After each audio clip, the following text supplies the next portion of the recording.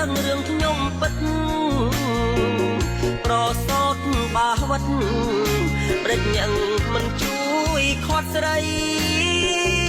ស្វាយទៀបទឹកភ្នែកអ្នកលឿងព្រៃវែងគេផ្ដាច់និស័យឆ្លងទឹកអូនអោបញ៉ាំងថ្មីទាំងក្តីបងចាញ់ទឹកប្រាំងទូកជាបងយំតែសុំឲ្យមុំបានសុខអូនធ្វើតាមចិត្តម៉ែពុក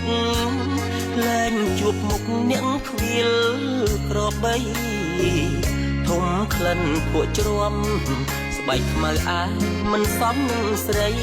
តែសុំយ៉ាងមុំបងខ្សៃសូមចិត្តស្រីកុំភ្លេច